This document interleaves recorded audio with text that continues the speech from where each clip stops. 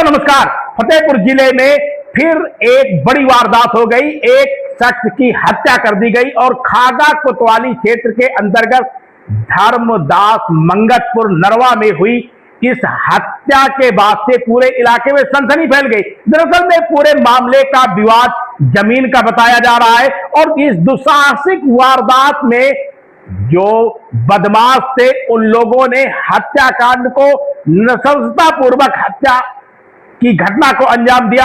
घटना की सूचना पाकर पुलिस मौके पहुंची। पुलिस अधीक्षक अभिमन्यु मांगलिक ने बताया कि घटना के खुलासे को लेकर के 6 टीमें बनाई गई हैं और जल्द ही आरोपियों को गिरफ्तार कर लिया जाएगा। उत्तर प्रदेश के फतेहपुर से दिल दहला देने वाली वारदात सामने आई है, जहां पुरानी रंजिश के चलते एक युवक की बेरहमी से हत्या कर दी गई। बदमाशों ने पहले युवक को गोली मारी और फिर कुल्हाड़ी से हमला कर मौत के घाट उतार दिया। इतना ही नहीं, आरोपियों ने युवक का एक हाथ और एक पैर भी काट दिया। इस जघन्य अपराध के बाद पूरे इलाके में सनसनी फैल गई। मामला खागा कोतवाली क्षेत्र के धर्मंगतपुर नरवा गांव का है। मृतक की पहचान फूल सिंह लोधी के रूप में हुई है। बताया जा रहा है कि फूल सिंह बाजार से सामान लेकर अपने घर वापस लौट रहा था, तभी पहले से घात लगाए बैठे हमलावरों ने उस पर हमला कर दिया। प्रत्यक्षदर्शियों के मुताबिक हमलावरों ने पहले युवक को गोली मारी, जिससे वो मौके पर ही गिर पड़ा। इसके बाद आरोपियों ने कुल्हाड़ी से ताबड़तोड़ वार किए और बेहद निर्मम तरीके से उसकी हत्या कर दी। वारदात की भयावहता का अंदाजा इसी बात से लगाया जा सकता है कि हमलावर युवक का एक हाथ और एक पैर काटकर मौके से फरार हो गए। घटना के बाद गांव में दहशत का माहौल है। सूचना मिलते ही भारी संख्या में ग्रामीण मौके पर पहुंच गए। वहीं परिजनों का रो रो कर बुरा हाल है। घटना की सूचना मिलते ही उत्तर प्रदेश पुलिस और खागा कोतवाली पुलिस मौके पर पहुंच गई। पुलिस ने शव को कब्जे में लेकर पोस्टमार्टम के लिए भेज दिया है। प्रारंभिक जांच में मामला पुरानी रंजिश से जुड़ा बताया जा रहा है।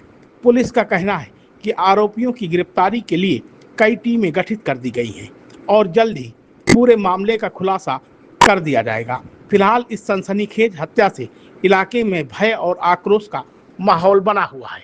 शपथ समाचार ब्यूरो, फतेहपुर। रोशनी देवी। आप उनकी बेटी हो? जी। कैसे क्या घटना?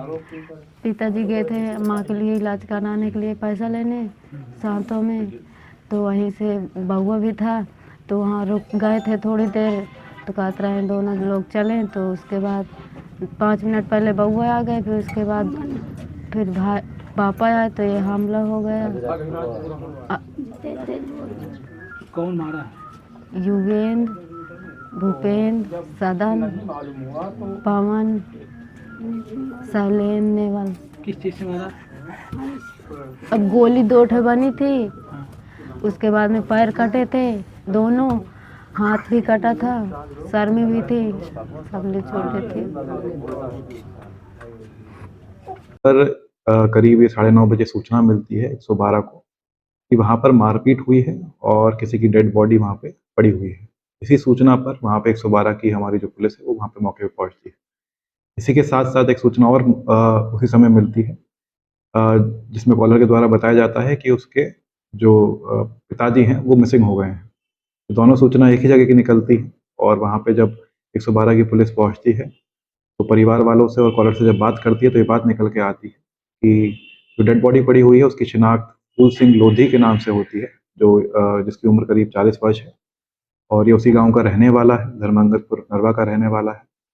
और ऐसा प्रतीत होता है बॉडी को देखकर जब वहाँ पे फील्ड यूनिट आती है कि उसके साथ बुरी तरह मारपीट की गई है, जिसकी वजह से उसकी वहाँ पे मृत्यु हो गई है।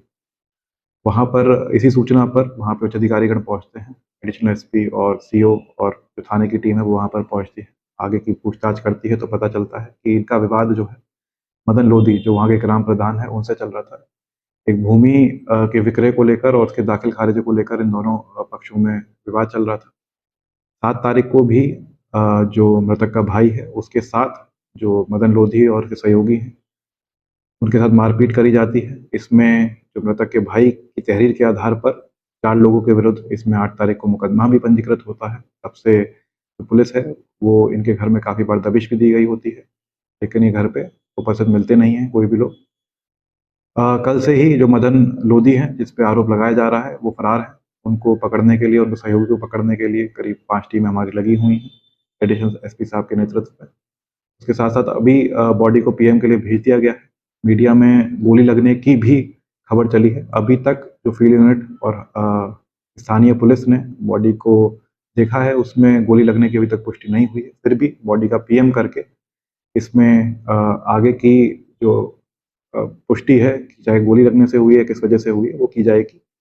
और अभी परिजनों के द्वारा तहरीर दी जा रही है। इसमें परिजनों की तहरीर के आधार पर संबंधित धाराओं पर मुकदमा पंजीकृत किया जाएगा और घटना का जल्द से जल्द इसमें विधिक निस्तारण किया जाएगा। आप देख रहे हैं शपथ समाचार।